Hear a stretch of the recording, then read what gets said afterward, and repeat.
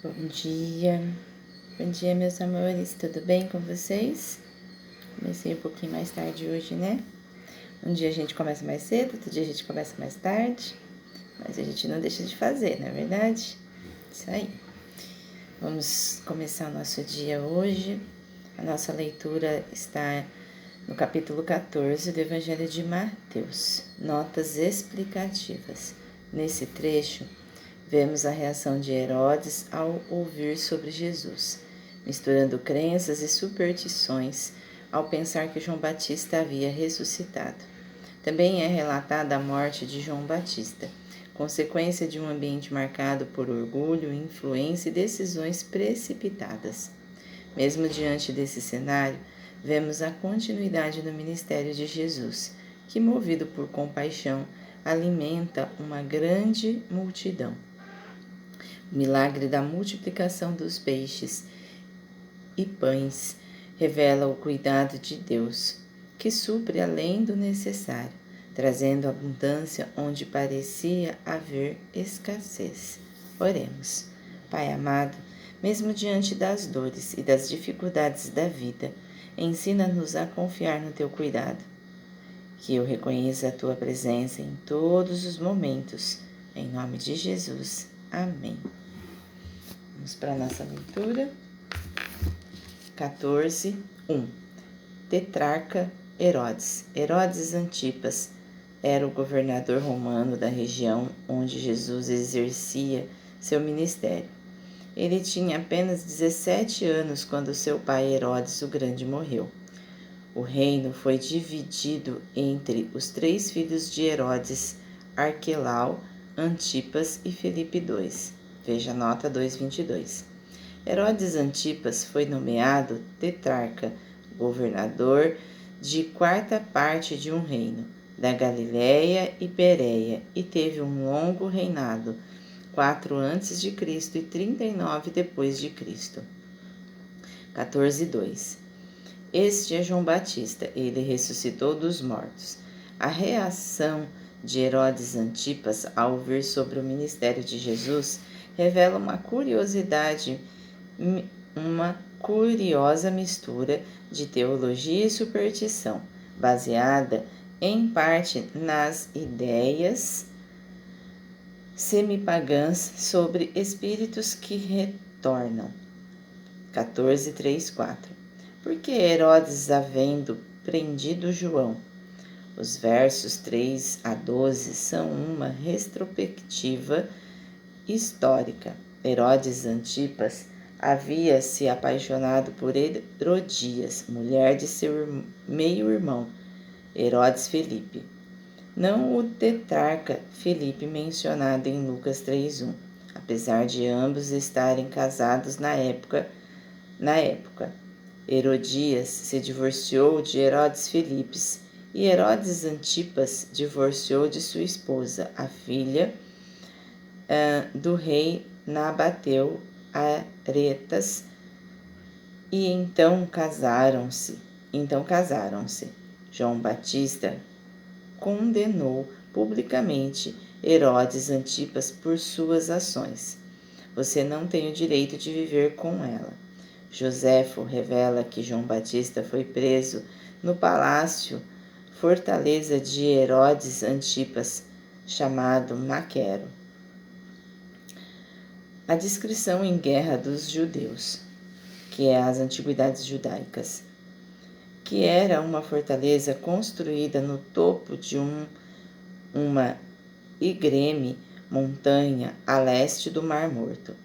Ela havia sido fortificada pelos reis judeus Asmoneus, século II a.C., destruída pelos romanos 56 a.C. e reconstruída como um palácio por Herodes o Grande. A pesquisa arqueológica fez um esboço do recinto cercado do palácio de Herodes, incluindo um sistema proveniente dessa época. 14:6-7.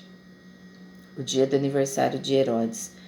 Uma grande celebração foi realizada em sua honra no palácio de Maquero. Herodias permitiu que sua filha, chamada Salomé, apresentasse uma dança para Herodes Antipas. Ela tinha apenas 12 ou 14 anos, mas naquele degradante ambiente, provavelmente se tratava de uma dança sexual que agradou a Herodes. 14:8. Instigada por sua mãe, Herodias intervém para eliminar a voz acusatória de João Batista, uma ameaça ao reinado de seu marido. 14:12. Discípulos. Os discípulos de João permaneceram-lhe leais durante todo o período de aprisionamento dele. Eles agora, com devoção, cuidaram de seu sepultamento, uma vez que toda a família de João muito provavelmente já havia falecido. Já tinham idade avançada. Lucas 1:7. 14, 13 e 21. Quem com compaixão cura e supre Israel. Jesus sai da Galileia, versos 13 e 14, e alimenta 5.000 pessoas, versos 15 e 21. Esse é o único milagre do ministério terreno de Jesus registrado em todos os 4 evangelhos. 14 e 13. Retirou-se. Veja a nota 12 e 15. 14, 15 e 21. Depois de seguir Jesus para um lugar deserto, a grande multidão, versos 14, está sem saída, ao final do dia sem alimento. A cena lembra tanto a nação de Israel peregrinando no deserto após o êxodo, com a graciosa provisão divina do maná para o povo. A explícita menção dos 12 cestos que sobraram pode simbolizar as 12 tribos de Israel, bem como a abundância da provisão de Deus. Todos comeram e se fartaram. Também pode ser uma prefiguração do banquete messiânico no reino, no fim dos tempos. Compare 8:11. Pães e peixes. Alimentos básicos de pão e peixe seco ou em conserva, ideais para viagens curtas até as montanhas. Os pães eram pequenas barras suficientes para a refeição vespertina de uma pessoa. Erguendo os olhos para o céu, uma postura típica de oração. Compare João 17:1. Jesus abençoou, ou preferiu uma bênção sobre, a refeição milagrosamente provida por Deus Pai, uma prática adequada a todas as pessoas que confiam no Pai para a provisão diária de suas necessidades. Veja Mateus 6:11. Cerca de 5.000 homens, além das mulheres e crianças. O número total pode ter chegado a 10.000 pessoas ou mais. Jesus é o novo e superior Moisés, que supre as necessidades do seu povo. E hoje nós paramos a nossa leitura por aqui. Amanhã continuamos as nossas notas explicativas. Analogia entre a dor e a provisão. A vida muitas vezes nos apresenta 2 cenários no mesmo caminho. De um lado, a dor. A morte de João Batista mostra um mundo onde nem sempre a verdade é valorizada, onde decisões humanas podem gerar sofrimento e injustiça. Do outro lado, a provisão. Jesus, mesmo diante da dor e da perda, não se fecha. Ele continua, olha para a multidão e se move em compaixão. Ele continua. Isso nos ensina algo muito profundo. A dor não impede o agir de Deus.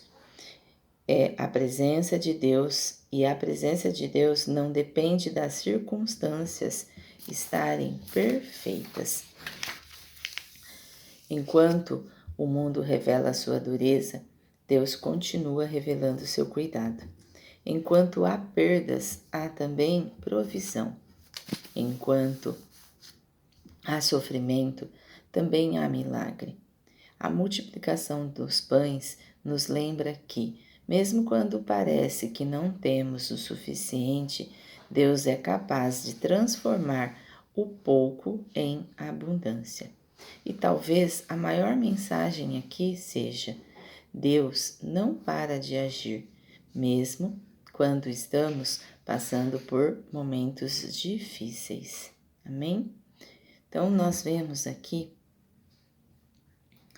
muitas das vezes, algo que nem sempre o lado ruim é só o lado ruim. Existem coisas no caminho que são difíceis e densos perante aos nossos olhos. Mas se a gente parar para ver também o lado bom, existem muitas coisas boas. Porque mesmo no meio das dificuldades, mesmo no sofrimento, nas perdas, Deus continua fazendo assim a sua multiplicação.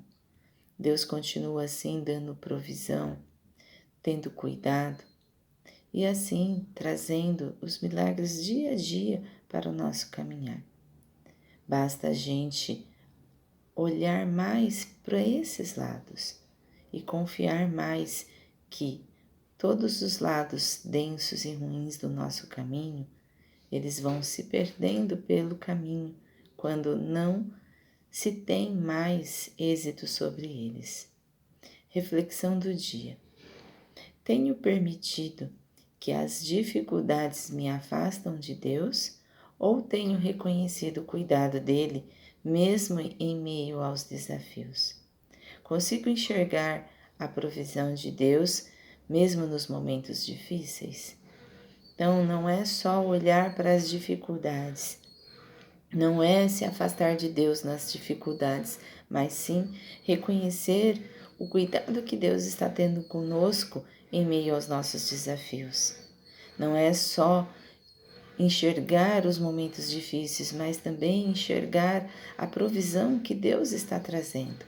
Às vezes através de uma palavra, de um direcionamento ou de algo que é enviado até nós.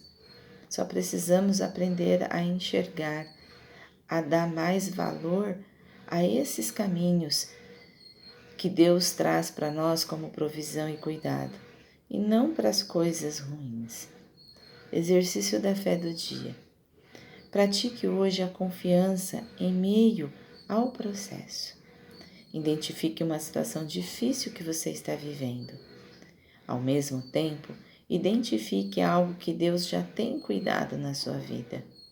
Agradeça a Deus por esse cuidado, mesmo que pequeno. A fé amadurece quando aprendemos a enxergar Deus em todos os cenários. Quando nós aprendemos a confiar em Deus, a ver a sua provisão em todos os cenários da nossa vida, é quando a nossa fé começa a amadurecer. Amém? Oremos. Senhor Deus, mesmo nos momentos difíceis, eu escolho confiar em Ti. Ajuda-nos a enxergar o Teu cuidado e a Tua provisão em nossa vida. Que a nossa fé não dependa da circunstância, mas da Tua presença. Em nome de Jesus, abençoe a todas as pessoas que precisam nesse momento de cuidado, de amor, de veracidade e principalmente de estar na Sua presença. Que nesse momento seus corações sejam tocados pelo amor de Jesus e que assim as suas mentes possam ser guiadas pelo direcionamento de Deus. Amém. Amém, meus amores. Um ótimo dia. Que possamos assim estarmos sempre em comunhão. Sabemos que é difícil as perdas, é difícil o sofrimento, é difícil quando nós estamos densos no caminho, mas confiemos. Amém? Até amanhã.